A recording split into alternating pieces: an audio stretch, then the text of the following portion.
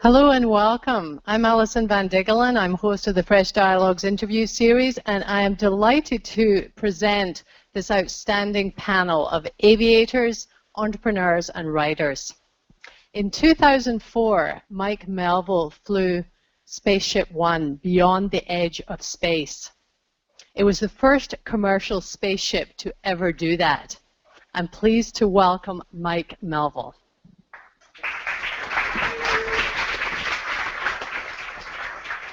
Now, of course, Mike didn't do it alone. He was part of a team.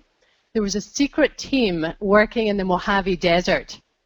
And they had a young engineer who was actually the lead engineer in his mid-20s at the time. His name was Matt Stinemetze. Matt is here with us today. Thank you for joining us. The SpaceShipOne team was competing for the X Prize.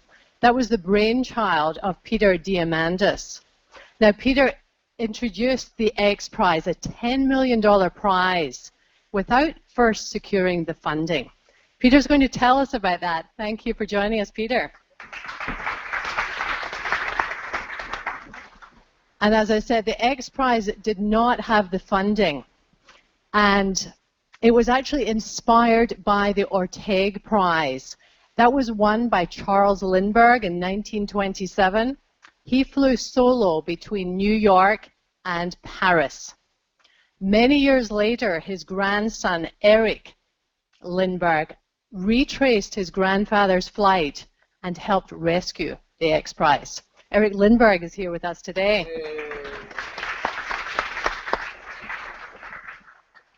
And this story of adventure and risk-taking is told by the very talented Julian Guthrie.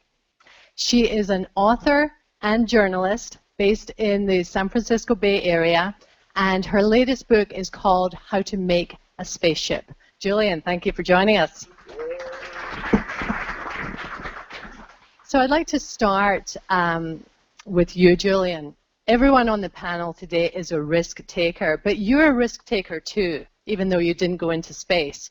You risked 1.5 years of your life. You decided, I'm going to devote 1.5 years of my life to tell this story. And it's not an easy story to tell. It's rocket science, for goodness sake. So tell us, what was your inspiration? What made you decide this is a story worth telling and I'm the one to tell it? Thank you for that great introduction. So I think, like many of us here, that I am most comfortable, and this is counterintuitive, when I'm in way over my head and when I'm really challenged by a topic. And this one was one I didn't know very well. When I met Peter Diamandis, we started talking about the X Prize, and I was really captivated by this use of an incentive prize to really galvanize change. I learned of Peter's story, which was remarkable, this complete space geek. You're going to hear about that more a little later, and about these other individuals who found a way against all odds to make history. I started learning about Mike Melvill and Erik Lindbergh and Matt Stinemetze and Burt Rutan and all of these innovators and kind of all of these mavericks who were trying to do something remarkable, trying to do what only the world's largest governments had done before. So I was drawn into it for the personalities, for the goals, for the challenges, and the fact that history was made and an industry was launched. So Peter, I'd like to go to you next. We're here at Google. At Google, they try to nurture a very entrepreneurial mindset, and I'd love you to share what you learned about perseverance and persuasion. You were in the desert for many years before you secured that funding. Can you share some stories about your tenacity and perseverance and how that's so important to get an entrepreneurial venture like the X Prize off the ground? Sure. So I wasn't in the desert anywhere near as long as you were, Mike. And Sally. That's right. You guys lived there for far longer. So I've been a space cadet since my earliest age. Apollo and Star Trek were sort of my mantra. Apollo showed what we were doing right now, and Star Trek is where we're going to go. And there was a disconnect between my vision of the future and what the world was actually doing. And I decided, as I have in my life many times, take that into my own hands. I read The Spirit of St. Louis, an amazing documentary written about Erik's granddad, and that inspired this idea of an incentive prize. And I thought it was going to be easy to raise the capital, and it wasn't. I mean, it's hard to say that raising the capital was a hard part of the journey, but it was one of the hardest parts of the journey. And it was one where when you know you're doing something that is the right thing, if you're doing something not to make your mom or dad happy, if you're doing something not to make money, but it's like, when you know in your heart of hearts it's the right thing to do, hey pal, then you don't give up. And so for me, that was the not giving up, and it was a refusal. And you have to understand, I was hundreds and hundreds of no's into raising the $10 million, and it was sort of this insane, and at the end of the day, you get to yes by just surviving one more no. And for any project or any company or anything you're working on, if you know it's the right thing in your heart of hearts to do, then you will persevere against, so I call X Prize an overnight success after 10 years of hard work. So I'd like to go to Mike Melvill shortly, but first we'd like to set up the story. Mike Melvill did a very daring thing in SpaceShipOne, and Julian's book starts with the prologue, and she takes us into that dangerous flight. Shall I hold this for you while you read? I think I can manage. Thank you. Okay, so this is the prologue. This is in the Mojave Desert, June 21, 2004. Alone in a Spartan black cockpit made from carbon fiber and epoxy glue, 63-year-old test pilot Mike Melvill rocketed toward space. He had 80 seconds to exceed the speed of sound and begin the vertical climb to 100 kilometers, a target no civilian pilot had ever reached. The rocket motor burned liquid nitrous oxide in a form of solid rubber fuel, generating a violent 17,000 pounds of thrust that knocked him back into his seat and screeched like metal scraping metal. Wind shear rocked the plane 90 degrees to the left, and Melvill, right hand on the stick and feet at the rudders, tried to correct the problem, but trimmed the plane 90 degrees to the right, banking a full 180 degrees, a move bordering on aerobatics. I'm sorry he's reliving it now. He was off course by 30 miles, shooting nearly straight up and closing in on Mach 1, the chaotic, once mythical region around 700 miles per hour known to pummel planes and kill their pilots. There was a chance he would not, thank you, Peter, make it back alive. If he did, he would make history as the world's first commercial astronaut. Please, Lord, don't let me screw this up, Melvill said under his breath, paraphrasing the test pilot's prayer. It's powerful stuff. That certainly hooked me when I read the book. So, Mike, I would love for you to take us into the cockpit and describe how it felt when things started going wrong for you. You were hurtling back down towards space, having reached space. You were hurtling back down to Earth. Okay. It was a very, very scary moment, I can tell you. So it has two horizontal stabilizers, and you can see it on the mock-up you have here. And they are run by electric motors through gearboxes with a trim switch on top of the stick. And in order to pull the airplane, to try to get to space, you don't need to waste fuel going horizontally. You want to go vertically. So I pulled and pulled and pulled and trimmed until I ran one of the stabilizer motors up against a mechanical physical stop.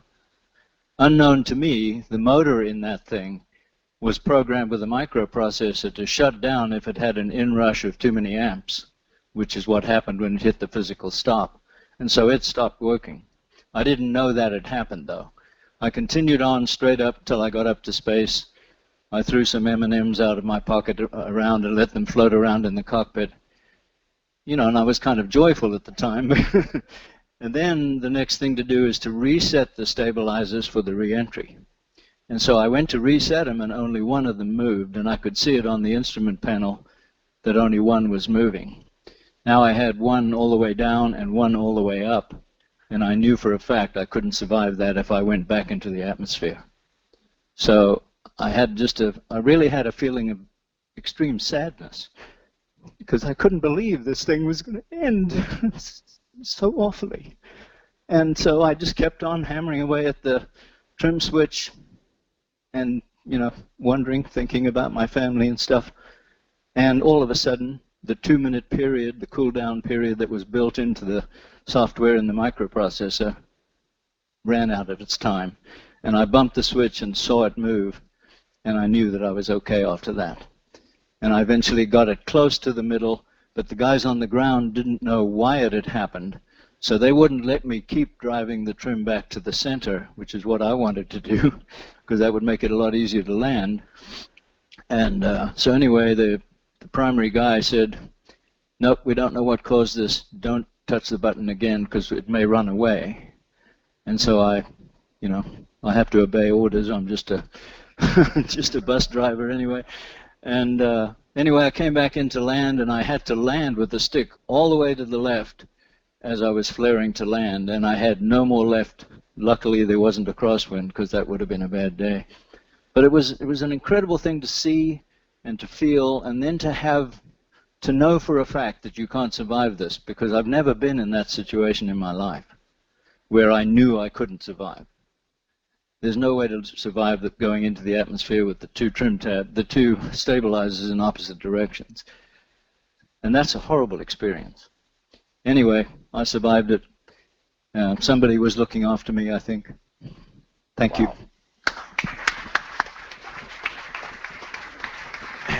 Matt, thank God it was a 2-minute and not a 4-minute reset time.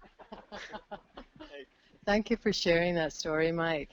I'd like to go to you, Erik. You had a, maybe not quite as life-threatening, but you faced a very tough life challenge at one point in your life. You were questioning the meaning of life. You had a serious health condition.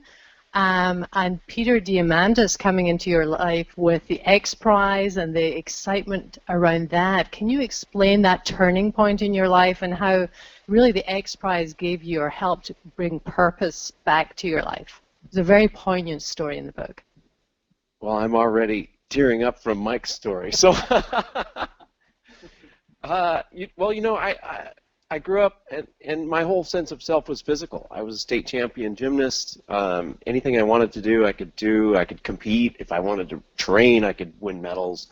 And I lost that. I got diagnosed with rheumatoid arthritis when I was 21, and by age 30, I could barely walk with a cane. And when Peter and Byron Lichtenberg, astronaut, came and visited me with this crazy idea to do a $10 million prize for a private spaceship, I was like, huh, that's kind of crazy. And couldn't we spend that $10 million here on Earth more than, isn't it needed here more than in space? But they kind of got under my skin. And in that recruiting of me to participate, I really didn't have a life. I wasn't traveling, I wasn't working, and it gave me a purpose, an amazing purpose. And then working with all these entrepreneurs and crazy people, I'll say it again, Mike, who wouldn't take no for an answer and who figured out a way to make it happen has been the greatest gift of X Prize for me. Because, yes, I got sort of a second chance in life. But what it's taught me is that, I can be a part of a small team of people that changes the way the world thinks about spaceflight. And having SpaceShipOne hanging there or hanging in the Air and Space Museum, the real one next to the Spirit of St. Louis, empowered us all to think, okay, what else can we do? And that's, I've kind of set my sights back on aviation, and working on electric propulsion is that. But it's incredibly hard. But it's doable. And I'll just say one thing. I don't know if any of you, how old all you guys are, but we were using slide carriers with Kodak slide carousels to go do our pitches. And if you dropped it, the slides would go all over. And if you wanted to rejigger the PowerPoint presentation, you had to actually move it. It was kind of a So let's carry on this entrepreneurial mindset idea. I'd love to talk with you, Matt. You worked with Scaled Composites. You were the lead engineer on the team. Talk a little about that risk-taking, fail-fast mentality that helped you innovate and really make something that had never been made before at a fraction of the cost of Sure, NASA. absolutely. So my story, much like most of the engineers and the folks at Scaled, I saw Burt Rutan's weird airplanes in books when I was a little kid. And for those of you that know, the airplanes are kind of unique. They're maybe wrong. They look backwards and upside down. And so I don't want to say you show up at Scaled and there are no rules, because there are, and I'll get to that in a second. But it's very much like the mantra and the kind of the way Burt taught us is that we just did things different because that was the way you learn. And so we screwed up a lot. I mean, a whole lot. Pretty much every day you'd come across something, you'd hit a bump in the road, but the way you dealt with it was just to go, okay, yeah, it was a mistake, we learn from it, we move on, and there was never any kind of, browbeating or Burt writing us because we screwed up. And so we didn't really have too many rules, and it was just very entrepreneurial, very innovative. Everything we did was kind of new, but we did have one rule, and I think that was work not just the hardest you can, but harder than you think you can. And that was kind of an expectation, and it was very real for us because, I love this guy. I mean, he's a friend. We were all friends there. I mean, we were very much a family, and so it was very real to us. The risk we took as a team. Every one of us knew what was on the line, and every one of us knew how important it was that I stay here tonight and get this done, that my buddy's on the line. And so it was just a very invigorating environment where things happen very fast, screw-ups happen very fast, and fixes happen very fast. And so just an amazing thing. And I got to say, this whole SpaceShipOne thing, you could read the book and go, that's a neat story. Boy, that's interesting how they chose to edit that or stir that all together. But this stuff is all real. You read it in the book. This stuff all really happened, and it was just a blessed, amazing way that these people and a lot more people just kind of came together at the right place and time, the right talents, and everybody was just pulling in the same direction. And I think it was just unique, and all of us had an amazing opportunity to be a part of this. So thank you to you guys. And one follow-up question for you, Matt. The thermal protection recipe that you came up with, this is a real example of the craziness, in a way, of this maverick team in the Mojave Desert. Can you share that recipe? Yeah, I'll try to be quick. So it seemed like for years we were, spaceships have thermal protection. They come back from space and they get hot, so that's what you do. And so we were making thermal protection recipe after recipe, and they were literally lighting on fire and exploding and shooting sparks, and it was like some magical gunpowder fireworks mix, which is obviously not good for thermal protection. So I'm sure it'd be cool for Mike to look out and see sparklers out the window, but not the kind of idea to keep the spaceship to be safe. So we went around and around and around, and we frankly just ran out of time. And Burt, on a whim, just said, just put some body putty on it, just ferret it in, we'll worry about it later. We can't do this anymore. We got a flight coming up. And I think it was the first supersonic flight or something like that. And so we put body putty on it, and so I thought, well, I ought to at least test this stuff. And so we went and tested it and was like, oh my God, it worked better than anything we had ever tried. It was just literally, we put it on because we ran out of time, and lo and behold, this stuff works. And so in classic Burt fashion, I walked in, I'm like, Burt, you're not going to believe this. This stuff works better than anything we've tried. He said, well, that's not going to work. He's like, this is a spaceship. It has to be high tech. You can't have thermal protection. This is just body putty. He's like, run down to the store and get some herbs and spices. And he literally said herbs and spices. And I'm like, what do you? And he's like, cinnamon and oregano and that kind of stuff. And so it's kind of like, that was just how Burt was. We're going to put herbs and spices in this to make it high tech, because you can't just have body putty for thermal protection. So yes, the red stuff on there is body putty with red dye, oregano, cinnamon, and actually I didn't tell Mike this. I found a sample out of the warehouse here a few weeks ago, and if you scratched it, you could still smell the herbs and spices. So it's true story. That's such a great story. So Peter, I'd like to come back to you, and I'd love for you to share the story of your connection with Google. You came here, I think it was 2004, and made a connection with Larry Page. Tell us about that productive lunch. So the original connection actually was through a friend, Keith Powers, who knew one of the team members here, the marketing team, and pitched him the night before on having the Google Doodle have SpaceShipOne flying over the logo. And much to my surprise, that morning after the successful third flight of SpaceShipOne to space, Google changed the doodle, and I got invited to give a tech talk. This is November 2004, and after the talk, I was sitting there, and there's a line of people with questions, and the last person in the line was a guy wearing a black T-shirt and backpack, and it was Larry. And he goes, "Let's go have lunch." And so we went and had lunch.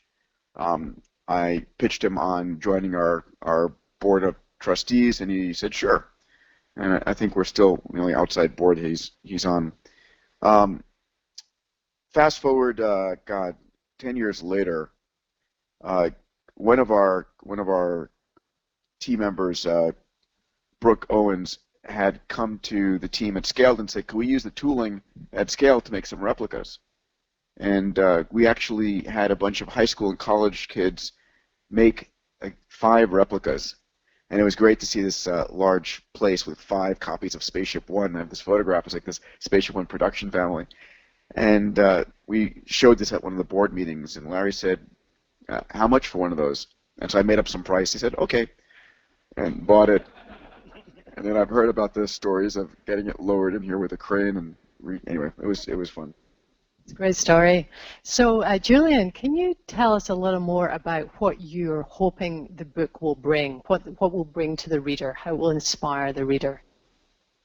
Happy to. Well, as a writer, first, my hope is that people just love it as a work of nonfiction. I hope it's also very novelistic in terms of the detail and how quickly you want to read it, and that'll keep the reader up at night, who can't put down the story. But I hope that this story is, backtrack a little bit. So Peter was inspired to launch the X Prize through the gift of a book, through the spirit of St. Louis, as he talked about. And so my hope is really that, given the power of the possibility in books, is that this book also inspires the next generation. It's becoming a big hit with youth, which is a wonderful reward and kind of unanticipated. But I hope that people will take away inspiration, this sense of you have to persevere through hardship. Peter, as he alluded to, was said no to over 150 times as he was trying to get funding. So it's about grit, it's about tenacity, and following your instincts and pulling together a really great team. The title of the book, we thought a lot about how to make a spaceship.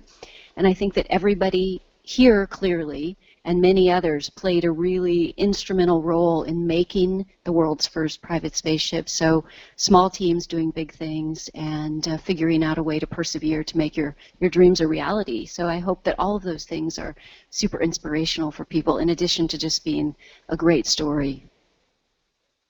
I personally found it was an exceptional page turner. Even though it was about rocket science, I think you drilled into the personal stories, which made it really bring to life.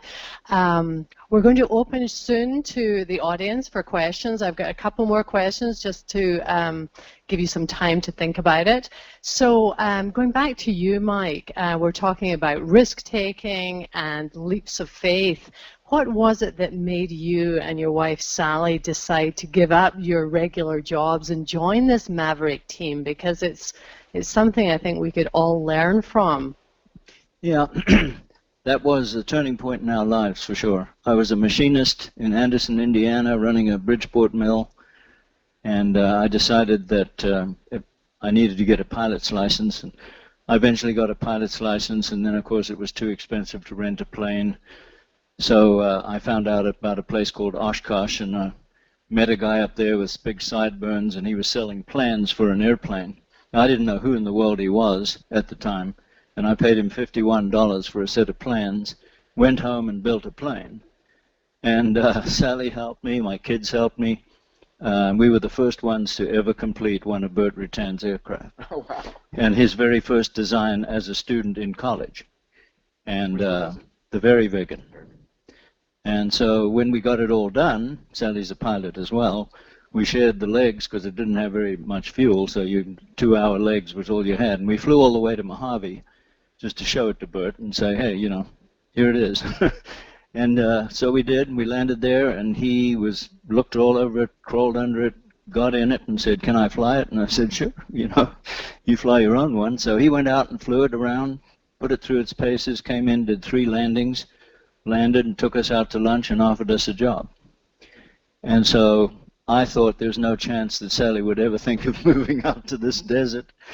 And so I didn't say anything on the way home. And then she said, "We ought to do it. This is an opportunity we really need to do." And she made the answer decision. is listen to your wise spouse. Yeah. Let her bring it up. Right. So we It's in did. the audience today. So we did, and we took our kids out of school, moved everything, sold the house, came out to Mojave, and the whole company at that time was Bert Rutan and Sally and I, and now it's 630 people. That's quite a legacy. And one other thing I want to bring up with you, Mike, you were 63 when you flew that SpaceShipOne up into space. Tell us about that, because for all these youngsters in the audience, tell us about life beginning at 63. Right. No, the other pilots who were considered for the airplane, to fly the airplane, were much younger than I was. And the thing is, they didn't have the experience I had, particularly the experience with Bert for that many years. I mean, I flew every airplane Bert ever designed except one, and they weren't always successful. Some of them were very scary things to fly, and we'd get into trouble, and I'd somehow figure out a way to get out of it.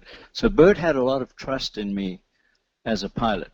I had always brought them back, and he just picked me for some reason. I don't know why.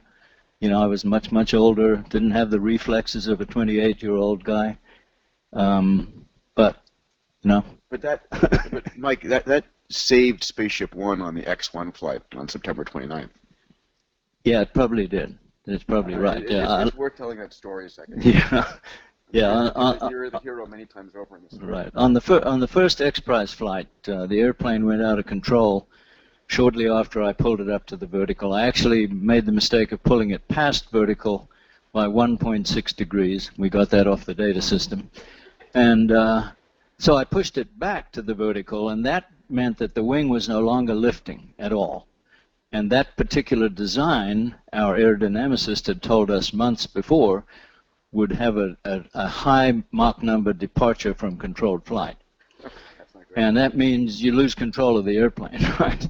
And he was absolutely right. At Mach 2.4, approaching Mach 3, the airplane went out of control, and it started a very vicious, not a very smooth rolling maneuver that was horrifying, to say the least. And I couldn't fix that. I put the controls against the roll and held it as long as I could, and I ended up making 29 vertical rolls at Mach 3, and climbed. Right. Another world record. And once I got out of the atmosphere and I was able to switch to the reaction control system, I ran that system completely out of gas as it stopped rolling. So I was lucky as hell again. Do you have any advice for people about just keeping their cool? Well, as a test pilot, it's very important that you can keep your cool. You're scared to death, but you know how to do all this stuff. I had a lot of experience. I've got 155 types in my logbook, most of them experimental airplanes, and not always do they go well. And so I had dealt with problems before, and so I just tried to deal with them again. Great. Well, we'd like to open this up to questions from the audience. I'm not sure, do we have a mic? All right. Okay, so if you have any questions, just shout them out. Any questions? Okay, front row. Yeah, so Google has a scaled model of SpaceShipOne out in the lobby here. Can you tell us about the dimensions and? Right. The scale of that model is 100%. It is a full-scale model of what I flew to space, and it was built right out of the original tooling that built the original airplane. So it's exactly the same shape, exactly the same length, width, height. Everything's the same. It just looks exactly like the real thing. It's not a scale model. It's not a smaller airplane or a bigger airplane. It's exactly the same. Any other questions? Yes. How did you train for spaceflight? Did you get cooperation from governments that had that experience, or? No, Peter set the rules. Let me just repeat. Can I just I'd just like to repeat the question so they got it on the audio. So just training for the space flight. How did you train? Okay, we trained for the space flight. We had our own simulator, and it was a very rudimentary simulator. And I spent a lot of time in it. I'd get there early in the morning and make 10 flights of what the next test card said we would do. And then I'd do 10 more at lunchtime and 10 more after work. And I did this for 3 weeks before each flight. So I was very familiar with what I was going to do on the next flight. But because of the rules of the X Prize that Peter came up with, and maybe he could explain those better than I can, we weren't allowed to use any government help at all. Nothing. If we used the government to help us in any way, shape, or form, if we bought a rocket motor from them, or we even got advice from them, we wouldn't qualify to win the X Prize. Is that what Bert told you? The rules very specifically were you could not have more than 10% funding from a government agency. Oh, I didn't know that. No, you could have. What's that? The truth comes out. Yeah, the rules very specifically. You could not. You had to demonstrate 90% or more private financing. So Bert pulled a fast one on you there. There was a point at which between the June 21st flight and the X-1 flight, you guys were looking at Sidewinder missiles for extra boost. I don't want to go there, but. Great. Any other questions? I have a few more questions. Oh, yeah, we have one. Yeah. So prior to flight, you do a flight readiness review, right? What's the most, prior to first flight, what were you most worried about? So the question is, what was Mike most worried about prior to that first flight? Okay, so you're talking about the first powered flight, right? Because we did several glide flights prior to that. The glide flights I wasn't worried about so much, but the powered flight, I was terrified that rocket motor, you know, we built it, designed it, and built it ourselves because we couldn't buy a rocket motor. And, you know, we'd had all kinds of trouble with it, getting it to where it was safe to run. And I think we had maybe 5 or 6 decent runs, and Bert declared it to be man-rated at that point. And, you know, the government the NASA would never have done that. I mean, there would have been at least 100 or maybe 500. So I was worried that it wouldn't behave the way that we thought it would. And I was very delighted to find that it behaved exactly the way we thought it would. So one of the other things can talk through with respect to worried about on flight. So every flight, because we do envelope expansion, you always slowly get more G, slowly get more speed. Every flight was an opportunity to be terrified in a different way. So it moved from flight to flight to flight. So the first one for me, I think I was worried about just the way it would handle transonically and supersonically. And it turned out some of that was a little bit of an issue, but not too big an issue. But each flight that progressed along, you know, we bite off that risk, realize what it was. But the Spaceship was really kind of a nasty flying little airplane. Mike could probably talk to that, but if you watch the videos on, watch the videos that are out there, you'll see that they're really fighting early on, and we kind of got to the point where we knew what the vehicle was going to do and expected it, and then trained the pilots to anticipate that was going to fly that way. And I think, was it Roll and Yaw, we trained to use every control surface imaginable to control the vehicle. And so if you watch the flights, you can almost see them flying the airplane differently as time progressed. So in my mind, Mike and Matt, you guys are the two heroes of this of the story. You and representing the engineering team, and Mike representing the pilots team. It's not normal to build a human-carrying spaceship with such a small team and small budget. And you both were involved in that experience. I mean, how did that happen compared to, you know, the X-15, which you could carry 3 times the people, you went to much higher, just in every dimension. I mean, the X-15 was a multi-billion-dollar program in today's dollars compared to, what was it, $28 million? 26. $26 million. And how many people on average on the team? 30, 40? No, not that many. I think about 25, 26 people were all that were involved in building, and we built a mothership from scratch that carried us to close to 50,000 feet. We built a spaceship from scratch. We built a rocket motor from scratch, and a simulator, flight simulator from scratch. And we did all of that with 26 people in this room. With less than the people in this room. And we did that in a very short period of time, like a 2-year period. And we had to, after we got the mothership designed, you know, we went out and flight tested it and learned all of its limits while we were building Spaceship. And then, I mean, it was an amazing amount of things that happened in a very short period of time. And I think we were damn lucky. So if there's a space equivalent to Google, it's sort of this team over here. I'll just add, too, that, Julian, your book has inspired a ton of kids. And Peter reading The Spirit of St. Louis inspired him to create X Prize. And X Prize has now become something and leveraged into something much, much bigger with all the active prizes that we're running, and something like $150 million in prizes in the pipeline, all designed to solve the grand challenges of the future. It's all about leverage, and today, inspiration, and inspiring that spark of, oh, this is a problem. Well, how do we solve that? How do we solve it? Those are opportunities. Those are the big opportunities, represented by Google, represented by X Prize, represented by this book, this story of these characters. Peter, it might be great if you could give us an update on the Google Lunar X Prize. Where are we on that? Sure. So shortly after Larry had joined the board, Sergey and Erik had both become Vision Circle members, which is our highest level of financial commitment, and we held a board meeting here at Google in, I think it was probably Building 43 at the time, and there was a conversation that said, like, what's next? And what do you want to do next for a prize? And we brainstormed, I think Branson was in that meeting, we brainstormed a whole bunch, and I'd thrown out a problem that I was challenged with how do you get to the moon very rapidly and low cost. And so we threw out a private lunar race, a robotic race. I see Mark Matosian over here, a graduate from ISU 88. That was one of the challenges you had at International Space University.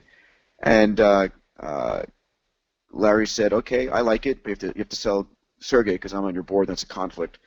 And I sold Sergey on, this was like January of 2007, saw him at TED, closed the deal. It went to the board of Google, and I was just with Erik at Zeitgeist a couple months ago, or a month ago, and Erik goes, the only reason we approved it at the board level is because we thought it would never get one. So we had 25 teams enter that. We're down to 5 or 6 that are really solidly in the race. 2 bought launches, 1 on SpaceX, 1 on Rocket Labs for next year. The competition is over at the end of 2017, so I hope we have 2 viable teams. The challenge is to land a robotic lander on the surface of the moon, send back photos, YouTube videos, rove a half a kilometer, and send back more photos and videos. So it's a $30 million purse. NASA's matched with $30 million of corporate money, and the question is, can you build a low-cost, recurrent mechanism to get to the moon so that everybody and anybody can do it? Okay, I think we've got one last question from the audience. The concept, of course, it's great to look at the white knight and the spacecraft that actually made it, but for Matt, what were some of the other concepts that did not get developed that you think either could have done the job or some you think It was interesting because I showed up, I was off doing other stuff in the early days when Bert was kind of kicking around ideas. And so I saw a little bit of it. I know when I showed up, Proteus had just flown, and there was actually a one-man or something concept that was going to hang under Proteus that was going to lawn dart into the water at warp speed or something like that. And so there was, and I think in the book they may talk a little bit about it, but we threw some foam models off the tower and stuff. But really, it was kind of an evolutionary process to evolve to where Spaceship is today.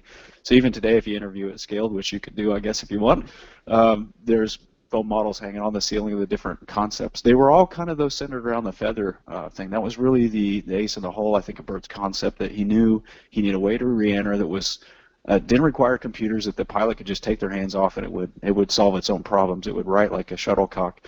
And so the feather was really kind of that critical piece of the puzzle, and all of them were basically, all the different concepts were kind of trying to morph into a feather that worked the way it does. And so at least as far as when I started with the program, it was really focused on what does the feather look like, how does the feather look like, and there were different tail surfaces. And you know, Bert, there's different things, 20 different tail surfaces, all different configurations, but it was all centered on that. And so I think early days, Mike might even know some of the weirder things that Bert had thought about as far as personal manned spacecraft, but it really quickly, when it started to get serious and when he thought he had it, was really the feather, and that's when he felt comfortable to go to Paul Allen and say, hey, we can do this. I guess that's another thing I got to say about Bert. I've always been really impressed that Bert didn't go try to sell people on an idea that he couldn't do. A lot of think aviation is really unique in that a lot of things get sold that maybe are pipe dreams and impossible.